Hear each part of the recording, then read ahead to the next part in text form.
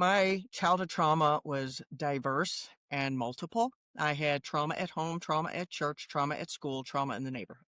The only kind of trauma I didn't have was sexual, which added to why I negated everything else because I didn't know what trauma was.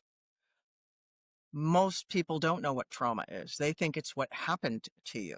Trauma is not what happened to you. Trauma is a wound on the inside of a human being. It's what's left behind after someone's gone through something that their physiology could not handle.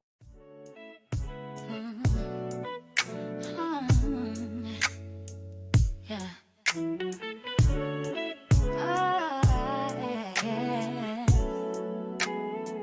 I got something to say. I've been through some things, a whole lot of things. I guess they thought I wouldn't make it. I guess they thought I would fall on my face and just stay there. But baby, that's just not who I am. Oh. Hey, family, welcome back to another episode of the From Grief to Purpose podcast. As always, I am your host, Nina, certified life coach, certified grief coach, and a student of counseling. Listen, before we get started, if you have not subscribed to the podcast, go ahead and click that subscribe button so you do not miss one episode and set your notifications as we post every Wednesday. And I don't want you all to miss out on all the gems that my lovely guests are leaving with us. As well, to include you guys, the podcast is also available in audio format. So you are able to listen to the podcast on Apple, Spotify, and wherever you listen to your podcast. All right, you guys, look, today, and continuing with our September identity series, I have a great guest on with us today. All my guests are special. All my guests are wonderful. You know, I get the privilege just to have these amazing guests join me. So I am so honored, first of all, just to be in their presence. And today, of the series, if you have not been following or you missed the first episode, we're talking about, some personal journeys. We're talking about trauma. We're talking about, how healing shapes us. And so we're going to get into the core of some of that. Today, my guest is Danielle Bernock. All right, ladies and gentlemen, she is an international award-winning independent author, speaker, trauma-informed, faith-based self-love coach, founder of 4F Media, and creator of S.E.L.F. Process for Life Transformation. As a childhood trauma survivor, combines her personal journey with professional expertise to lead others into the transformation they long for through her books, coaching, courses, and workshops, and speaking. So she is a relationship repair specialist and is known as that lady on the internet who loves you. Don't you need somebody to love you? I need somebody to love me like all the time. So listen, you guys, today she's joined with us, and I'm so delighted to introduce you to Miss Danielle Bernock. Welcome to the podcast, Danielle. Well, thank you, Nina. I'm so delighted to be here. Thank you once again. I'm going to get us started with a question or two. We're just going to have, a wonderful conversation. And I know that you're going to leave some great nuggets for the people. As I was doing, a little bit of research on, your background, I was very just already enlightened and curious to get to know you and get your information out there more. But for those just meeting you, as we've just introduced you, but for those just meeting you, those that, may not know you, can you share what inspired your journey into becoming a voice for healing and self-love? Inspired me was discovering healing, discovering wholeness, that it was a thing, discovering that and finding that freedom and feeling different on the inside. I desired that for everyone else. And it all began with writing my first book, which was a journey in and of itself. I was in counseling while I was writing it, and my counselor uncovered more trauma in my life than I even knew was there. So half of the book I discovered while I was writing the book. But what really moved the needle for me to dive into care if anyone read the book or go into coaching and speaking and all of that was the response to that first book. because it's scary putting your story out there if you haven't done it before. Now I've been doing this for over a decade. It's not scary anymore. But when I released that first book, my greatest fear was that someone would actually read the book, which I know it sounds silly, but for someone who's an author and has done that, they understand what I'm talking about because you're so vulnerable in this book.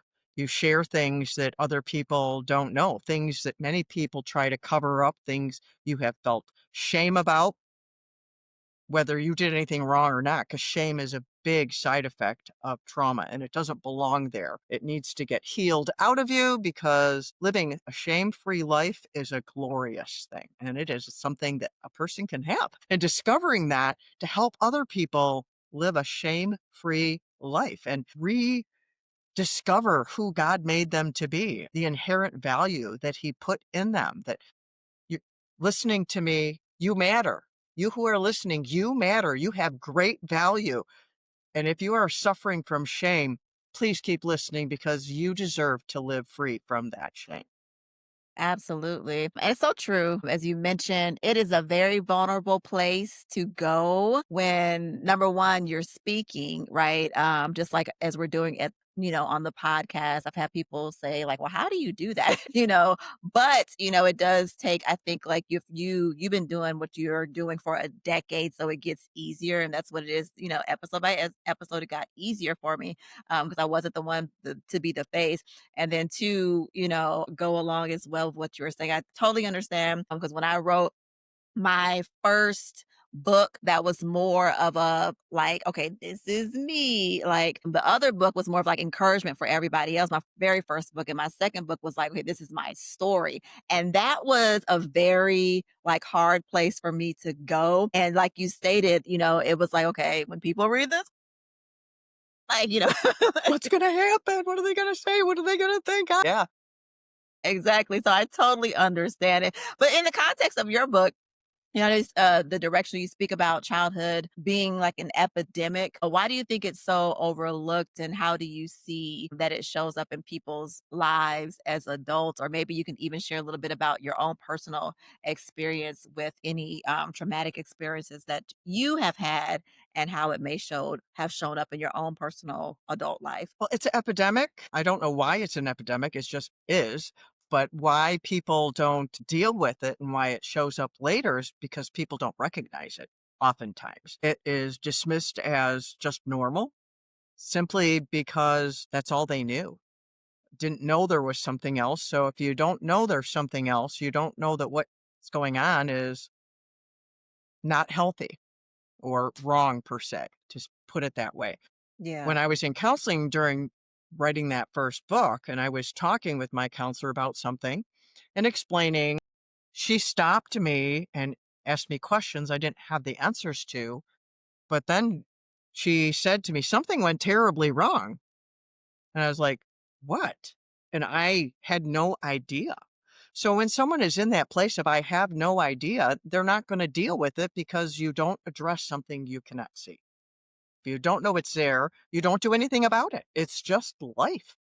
So what people need is awareness. That's why my self process starts with S, which stands for C, which is about awareness. But then awareness isn't enough because you can see something and do nothing about it. And if you see something and do nothing about it, you Yeah. do nothing, nothing changes. So the E, you go into expose. That's to go, why is that thing there? You go below that. You have to go past awareness into Yeah. causation. What caused that to be there?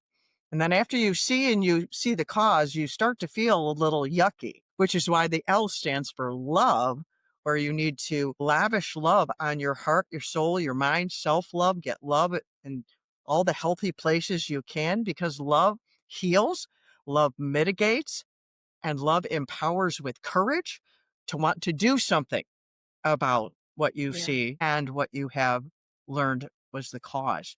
And then F is for free. Those are the action steps where you take action to bring about change. And then you go through the cycle again where you see, well, how did that affect when I did this thing and why did it work or why did it not work? And it's cyclical.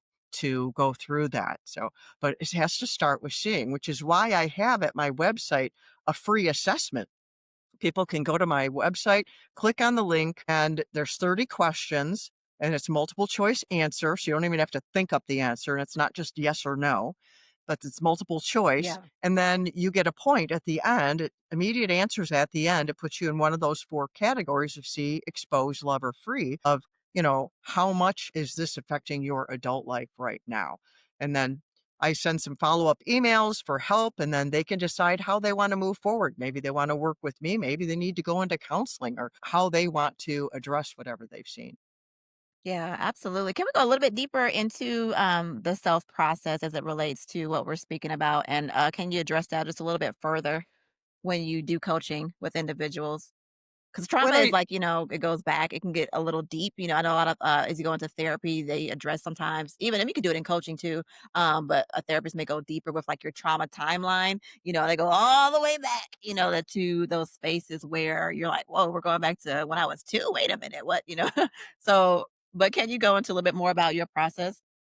Well, my process is if they need counseling, I won't coach them. I am not a counselor. I am not a medical professional. If they need counseling, I will send them to a counselor. And how I identify that for them to understand, well, how do I know the difference? How I illustrate it is if you need counseling, it's like you're backing your car out of the garage out into the street. When you are doing that, your focus is behind you. You are looking over your shoulder on your screen or in your mirrors or all of them, but your focus is behind you.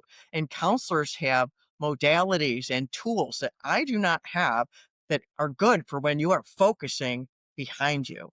I don't do that. Coaching is forward focused. You've already backed out into the street and now you're driving forward to drive down the street because something's keeping you from moving forward. Coaching is forward focused. You still use your side mirrors and rear view mirror when you're driving. So you reference the past. It's part of your life, but you're not living there. So that's the first thing. Someone comes to me and they need counseling. I will send them for counseling. I will make them aware that they need counseling. But in Yes. my coaching, I don't go through my self process structured like that. Well, S, we're going to do this, and C, we're going to do this. It's how I approach it. And every single one of my clients is an individual, and I address it very individually to them. I know these four processes we need to do, so I apply them, but if they were to go look at it, they probably would be able to say, well, yeah, we did this, but we don't need to dissect it like that. The point is for them to be able to move forward, not to be able to identify where the S.E.L.F went. Listen, so there's a piece in the a book that you mentioned before. Did you want to read that through it for us now, so someone has a broader example of maybe an explanation or just a snippet of what the book may bring them? Yeah, my book, Emerging with Wings, True Yes. Story of Lies, Pain, and the Love That Heals. It's my story of getting free from childhood trauma and finding my value. It's written like a love story. So it has a hero, a villain, and a person overcoming. And so far as I know, there are no triggering things in it. I have read books that I wished I could unread, and I don't want to provide books like that. Yeah. But I have a chapter in this book called Puzzle Pieces, and I'll read the beginning so you understand what a puzzle piece is. When I look at all the pieces of a puzzle in a box, it looks like a disorganized mess. But knowing it is a puzzle, you know each piece has a place it belongs. Each piece is important, yet no piece can stand alone. Some pieces appear more intriguing or important even before they are placed in the big picture. With one of these, you might try to find where it goes, but you cannot, so you throw it back in the box frustrated. Sometimes with a large puzzle, it appears one section goes with another until you get a certain connecting piece. With this new piece, you exclaim, aha, I see how it fits perfectly in another spot. This is a way I was seeing many parts of my life. Here are some key puzzle pieces that I became aware of at various points in time. The pursuer, who is the hero in my book, pieced things together. Some have already been placed in the puzzle and perhaps mentioned already. Some are recently found or still in the box. And then I go through various different ones, but I have one that is called Identity. I kept picking up this one piece, thinking it fit, but it didn't. Growing up, I looked into numerous broken mirrors to identify who I was. Some passive, some aggressive, but none free. The pursuer apprehended me for freedom. I didn't understand. So, in my previous mode of operation, I looked to the authorities I perceived had all the power for them to tell me who I was. I heard I had to die to self and be dead in Christ. But then I was going to live, but then not I, but it was Christ who would live. What the heck does that mean? I did not understand where I went if I wasn't allowed to exist. But if I was not allowed to exist, then why did he bother to do anything? Many times I would be told that my identity was Christ. Either they didn't understand what I was asking, or I didn't understand what they were telling me. It was erasing me, and somehow that seemed wrong. I had tried to do that myself and knew it was wrong. A way the pursuer helped me to understand was using the word hidden. Have you ever hidden something to protect it because it was such an important thing? Have you ever seen a person hide a child behind them to protect them from danger of some sort? Those are the pictures he gave me. I am me, created by him with unique traits and quirks that I get to discover and identify. When I ask him about them, he teaches me how they work and what they're for. No one else is like me. Likewise, no one else is like you. We are like snowflakes, unique by design and glistening by his glory. This is my favorite piece. I'm tearing up here because I remember this revelation. For I am we, perfect in him and never alone. Wow. If you don't mind, Danielle, but if we can go back just a little bit, especially for childhood trauma, for you, because you mentioned key piece, right?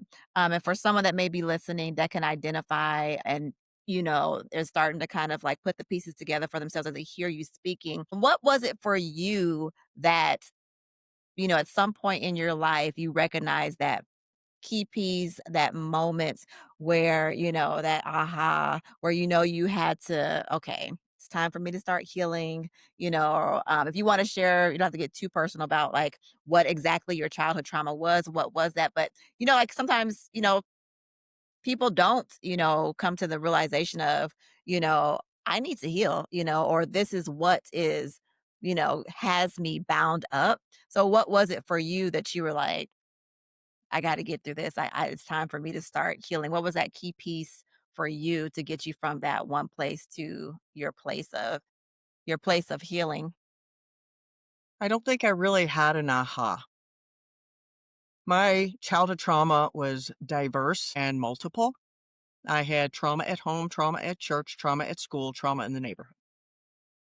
The only kind of trauma I didn't have was sexual, which added to why I negated everything else because I didn't know what trauma was. Most people don't know what trauma is. They think it's what happened to you. Trauma is not what happened to you. Trauma is a wound on the inside of a human being. It's what's left behind after someone's gone through something that their physiology could not handle. And it's involuntary. It's an involuntary wound. What I did know after I came back to the Lord because of my trauma and the Lord pursued me, it's all in the book, of how he apprehended me. He overtook me. He was pursuing me with his love. And I pushed back a whole lot because of my pain, anger, grief, all kinds of things. I lost my grandmother. Less than 2 months later, I lost my dad. 4 years later, I lost my eldest brother. I lost a friend in high school. So I had a lot of losses on top of bullying and public shaming, public humiliation, public rejection by the church in front of the whole church. As a child, there was a lot. When the Lord apprehended me and overcame me with his love, I was terrified of him because I believed lies about him due to my upbringing and the trauma, the two together. And it was through him and his love that he walked me into it. Probably the closest thing I could say to me knowing I needed to heal because I didn't even know I needed to heal. All I knew is I was miserable. Please make it stop. And healing wasn't even a term that I really understood. When I discovered Joyce Meyer many, many, many years ago, back when she first started, I didn't know her right when she first started, but her ministry back then used to be called Life in the Word. And that was back when she had a cassette tape ministry. That's dating how long ago it was. But she was a minister. I don't even remember how I came across her stuff, but she had suffered childhood trauma. It was sexual though, but still she discussed it in emotional terms, which is what I needed. I needed the emotional aspect because I was emotionally mangled, just emotionally mangled. And she would share things and she got very vulnerable with things, very direct, bold, but she she was the voice I needed, so she's probably the one who helped me the most. When I published this book, I wrote her a letter, I sent her a copy of the book, and, supported her ministry because I wanted them to actually read the book and see the book, or it would actually get to her. Because you write to this big, huge thing, it might end up on a desk over here.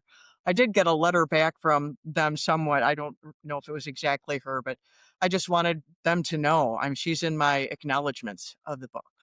That's the Right. closest thing to when I knew I needed help and there was help available. I discovered a book called Trauma, the Pain That Stays.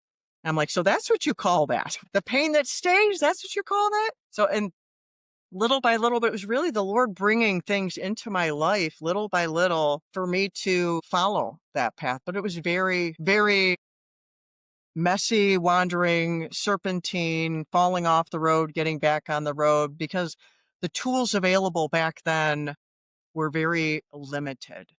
There is much more available now. When I began this, I wanted to share science and faith because when I started my journey, there was faith. Just pray and it'll just make it all better. Well, it doesn't work that way. And then science, psychology, you know, a lot of back then they're like, that faith stuff is woo woo and we don't care about that. You just need the science. It's like, I need both. And I believe people need both. People need faith of some sort. I believe everyone has faith because everybody believes something. Even atheists believe there's no God. See, they're believing something. So everyone is faith based in some capacity. Yes. Yes, that definitely, that speaks to, because I was gonna ask you this question, but you definitely answered it already.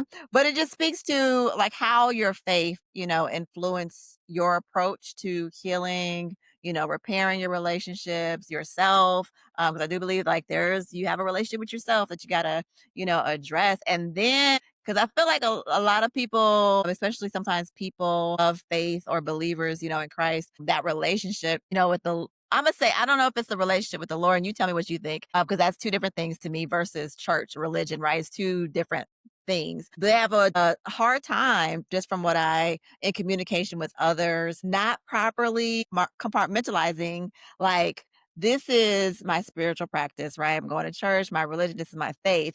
Okay, this is where I need help in. I need to go see a coach or a counselor, something like that, like getting support from different areas instead of just being like, no, God, God, God, God, God, God, God, God. I'm going to pray, Jesus, that type of lane. And there's nothing wrong with prayer, nothing wrong with faith, right? I love me some Jesus.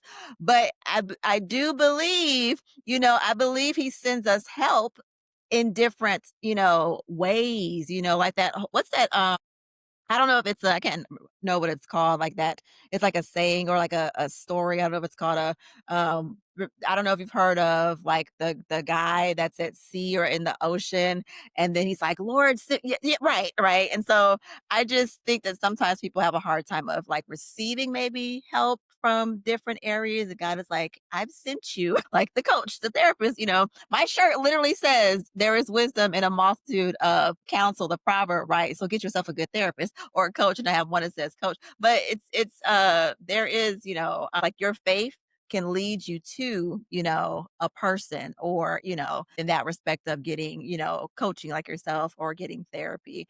Do you find was that difficult for you though to navigate those waters, or do you know people that have difficulty navigating how to separate or how to include, practices like or approaches in coaching and therapy, getting coaching and therapy. What you're making me think of is my other book, Because You Matter. The subtitle is How to Take Ownership of Your Life So You Can Really Live. And I Mm, remembered reading an article by a fellow writer when I was doing freelance writing and stuff like that. We were in a writing group together, and she did a blog post about ownership, and she compared it to responsibility and how she had was teaching her son something about it. And I read that, and it's like my mouth dropped open going, wow, ownership. I had never had it unpacked to me like that before.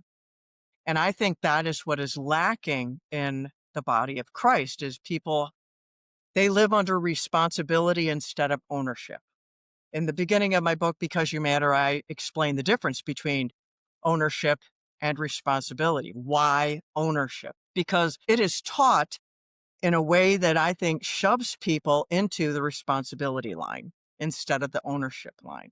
Just like I shared about that identity, the whole, if you're going to live for Christ and die and live and die and then not me and that pushed me into a place that, I don't exist. So if I don't exist, I don't have to do anything. It's all God. And to me, now with what I understand now, that leads you to a place where you pawn off what belongs to you to God when it's not his to do. It's yours to own. The difference between ownership and responsibility, just very briefly, is responsibility is something that someone can put on you, and it can be oppressive. You have the responsibility to raise kids. You have to be responsible. And there's a place for responsibility. That's yeah. true. But ownership is something that you take yourself.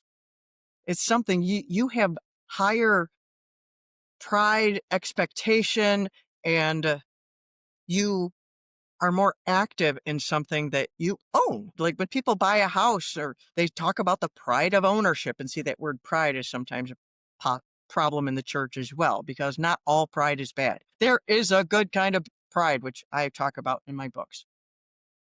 And the Absolutely. ownership that I like to illustrate this picture is you have a teenager, you have a 15, 16-year-old, and they want these new, brand new, high priced sneakers. So, you maybe tell them to do some extra chores or something so they can have responsibility or whatever. And then you buy them the shoes. They have to take good care of these shoes. And then you find them in the driveway. It rained last night. And I'm like, what's up with this? Oh, I'm so sorry, mom, blah, blah, blah, blah, blah, blah, blah. But this same child, earns his own money. He buys those shoes himself. You won't find those in the driveway. Right. And people Exactly. in the church, they don't take ownership of their salvation. They don't take ownership of their soul. The scripture says to possess your soul with patience. Possess your soul. It's something for us to do. And when people tend to pawn things off on God, it's either laziness or they've been taught that. They've been taught that Mm. they can't do that. It's all God. It's all God. He owns you. You don't own yourself. Well, I have a whole chapter on that and Because You Matter. I address that. You don't own yourself. Right. Wow. Wow.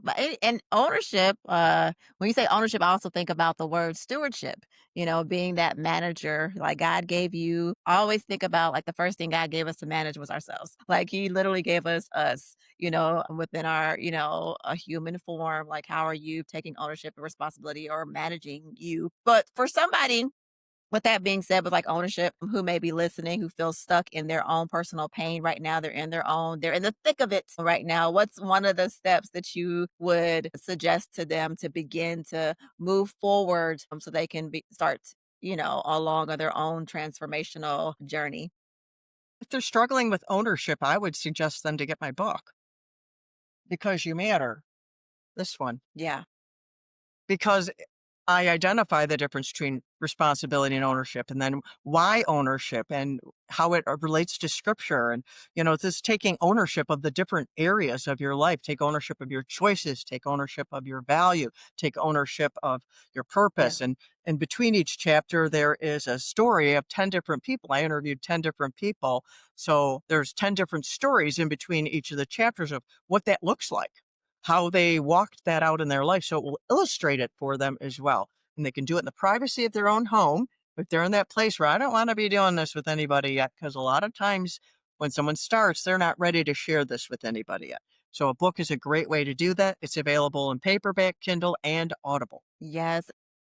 Friends, it'll be everything's in the description of the link because you matter. Be sure to get that book. 'Cause that's also, privacy and doing things like at the start on your own is also a good point that you're making too, because you can read the book and you can journal. I like to write in my book sometimes when I hear something like, "Oh, like, let me take a little note right there in the book." But it's your process, so this is like something like a good starter, like she was saying, to just get a simple book, right? Versus, okay, then there's baby steps. Maybe get some therapy or get some coaching, later. Danielle made it plain, right? There's a difference between coaching, a coach and a therapist. And then if you just don't know and you start off with a coach like Danielle here, she will refer you if need be, right? To a therapist. That's what most good coaches do anyway. We know the difference between, okay, I'm not a therapist. Let me, help you Yep. move Peace forward. out. I love you. I Right. love you enough to tell you you need this. And then if you want me after, because many of my clients, they have already been through counseling, then they come to me afterwards. You see, there you go. So before we wrap up, though, Danielle, I always ask my guests to leave something, a bit of encouragement for our audience, especially with the vast years of experience that you have and just helping others and all that you do. Also, if you could just leave too, what does From Grief to Purpose mean to you? And again, leave something, if you can, for someone who's listening, still in the middle of their own personal healing journey. Grief to purpose, it's taking what tried to destroy you and dealing with it to the point where you can offer it to someone else to help them. Because you help others, you tell your story from scars, not from wounds. So you heal first, and then you can share and lift others. And it gives you great joy to do that on the other end. When you can help someone else in a way that you were helped, or maybe even a better way because of what you've learned along in your journey, it brings great joy. It does bring great joy. And to share something, it's back with that book, Because You Matter, to elaborate a little bit on there, and a quote that I like to use. That's what I want to share. That book is in small little bite-sized pieces. It's broken into small little sections on purpose, and also has key points at the end of the chapter. And there is a place for writing notes in it specifically for that, because it's designed for you to walk your way through that and take what works for you. And it's in small little things because a friend of mine, I said, "Can I quote you?" And she said, yes. She said, "Broken hearts cannot swallow big paragraphs." And so, what I would say to you, if you're at the beginning of your journey, don't overwhelm yourself. Do little bite sized pieces. This book will help you, or find one you like better. You don't have to buy my book. I don't want to be pushy about it either. I just believe it would be helpful, and it's designed for those small little things. But start and do it in small little bite-sized pieces, because we make great progress when we do one thing at a time. We tend to think we need to do 27 things at a time. I have 2 pages of what I need to accomplish today. But if you focus on the whole pile, you'll be overwhelmed and do nothing. But if you put something at the top of the pile and do that one thing, and you keep doing that one thing until it's not a thing anymore, then you can do the next one thing. And then you look back after a certain amount of time, you go, wow, I did half of those 27 things already. So don't overwhelm yourself. Start in bite-sized pieces, and I love you.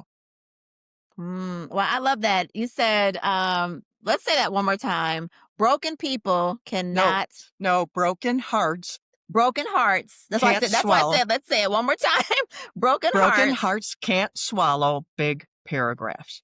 broken hearts cannot swallow big paragraphs. And you, in context, were saying start small, right? Taking bits and pieces, don't overwhelm yourself. I love that. Whenever I'm talking to someone and I feel like I'm in a session, like, wait a minute, I get so much from it. I'm like, I was about to totally just like space out here and forget that I'm recording. Like, wait a second, this is for me.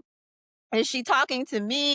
Because you guys, look, from coaches to therapists, I had a friend that say every therapist has a therapist. Number one, we're not perfect people. Nobody is, right? So we all have things to work on. And sometimes I'm going to be honest and say I have to rein myself back, because I can be one of those people that is trying to take on everything, knowing I need to take this portion of my life in one little bit here. But I'm like, no, I can do all of this, or I can heal all at one time. Give it to me. No, it's not reality. So amazing, wonderful tip. Thank you so much, Danielle, for stating that. Get the book, you guys. Again, it's a small step. The book is a small step, right? And something that you can incorporate into your own journey. Do me a favor also, please, Danielle, and leave where they can find you, your website, your social media information, and friends. It's also in the description. So be sure to go and check her out. Look, here's another step. You can also just click follow on her social media, right? That's a step. So, but please leave your information. My website is my name, DanielleBernock.com. It's DanielleBernock.com. You can connect to all of my socials there. I'm on Facebook, Instagram, TikTok. I'm on X, but not a whole lot. I have a YouTube channel. I had a podcast for 3 seasons, but I have all the episodes on my YouTube channel, and it is still available on Apple. It was called Victorious Souls Podcast. So any of those things, but you can find everything at my website. Awesome. Thank you so much. Again, friends, Danielle, first of all, thank you for joining me. Thank you for Thank coming you. on. I really appreciate you. I appreciate your time. I don't take it lightly. Again, family, we are in the month of September. This is our identity series, and that's what we've been talking about here. So we're discussing, those personal journeys, those hardships that are sometimes a little bit hard to talk about, traumas, the healing space that we all need to be in, that shape, the core sometimes of who we are. And the effort here is just to put out beautiful episodes like this so that we all can heal and grow and evolve into those people that God has called us to be. Because I believe that everybody has a purpose, no matter what you have gone through in this life. But thank you all for tuning in. And don't forget, please click that subscribe button. Click those notification settings so that you can be sure to be reminded of when we're on, which is every Wednesday. And it's also available in audio form podcast. That's our podcast episode, you guys. Until next time, I'll see you later.